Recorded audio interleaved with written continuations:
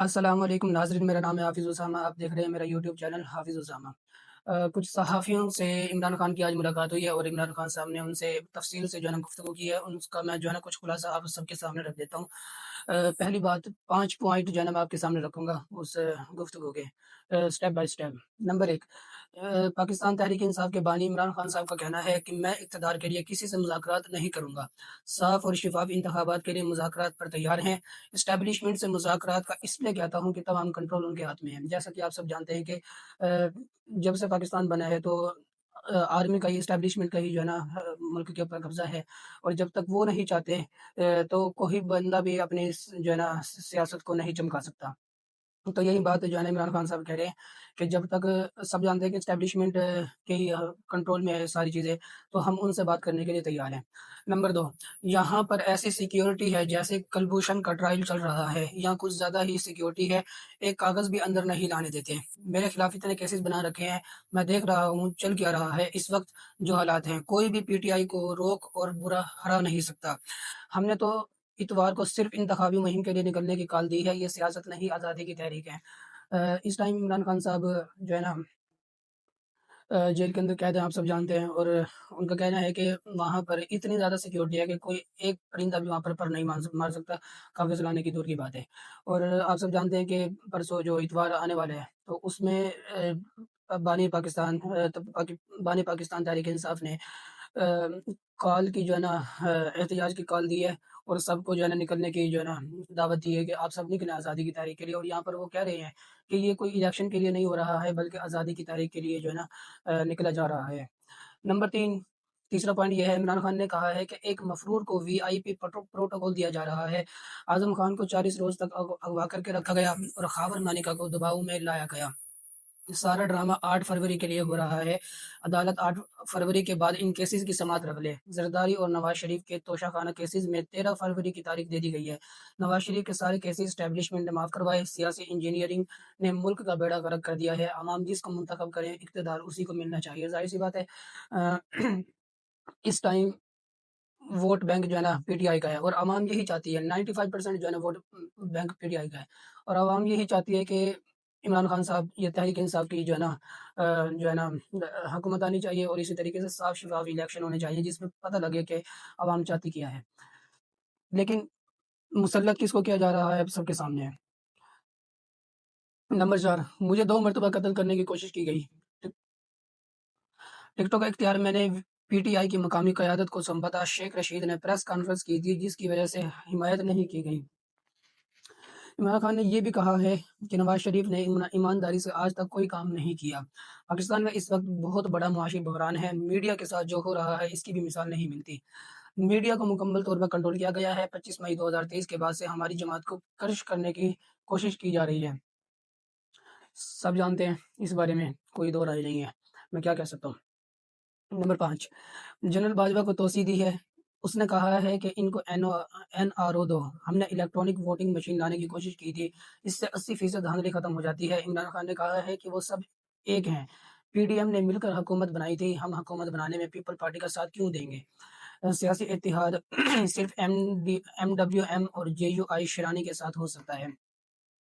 ابھی کو گزشتہ روز پہلے جو ہے نا بلاول بھٹو صاحب کا جو ہے نا ایک بیان آیا تھا سامنے مینار پاکستان، انہوں نے کہا تھا کہ ہم تحریک انصاف کو جو ہے نا اپنے ساتھ ملنے کی دعوت دیتے ہیں۔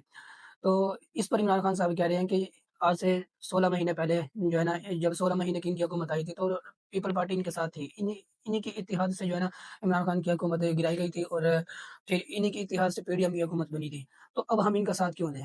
اور مزید انہوں نے کہا ہے کہ اگر ہم کسی کا ساتھ دیں گے تو پھر وہ مولانا شیراز جو ہے نا ہو سکتے ہیں، وہ جے یو آئی کے ہیں، یا ایم ڈبلیو ایم اور یا جے یو آئی شیرانی کا ساتھ دیا جا سکتا ہے۔ ایک اور اہم خبر آپ سب کے سامنے میں رکھتا ہوں۔ عالمی جریدے ٹائم میگزین نے اپنے آرٹیکل میں لکھا ہے کہ پاکستان کی اسٹیبلشمنٹ نے نواز شریف کے پلڑے میں اپنی حمایت ڈال دی ہے۔ یعنی اسٹیبلشمنٹ نے یہ طے کر لیا ہے کہ نواز شریف کو ہی جو ہے نا وزیر اعظم بنا دیں، جس کا بالآخر مطلب یہ ہے کہ وہ اقتدار میں واپسی کے لیے تیار ہیں۔ لیکن عمران خان کی پائیدار مقبولیت کا مطلب ہے کہ اس منصوبے پر عمل درآمد کے لیے ابھی مزید ہتھ کنڈوں کی ضرورت ہوگی۔ آپ سب جانتے ہیں کہ اسٹیبلشمنٹ نے جو ہے نا کیا نام ہے، نواز شریف کو جو ہے نا ملک میں لے کے آئے، اور ان کو جو ہے نا ہر طرح سے جو ہے نا ریلیف مل رہا ہے، اور ہر طرح سے جو ہے نا عدالتوں سے بھی ریلیف مل رہا ہے، نیبس کی طرف سے بھی ان کو بھی ریلیف مل رہا ہے، اور اسی طریقے سے ان کے تمام کیسز جو ہے نا معاف کیے جا چکے ہیں۔ تو وزیر اعظم عمران خان جو سابقہ وزیر اعظم گزرے ہیں، ان کو جیل میں رکھ کر ان کو جو ہے نا دبایا جا رہا ہے، اور نواز شریف کو جو ہے نا ریلیف پر ریلیف دیا جا رہا ہے۔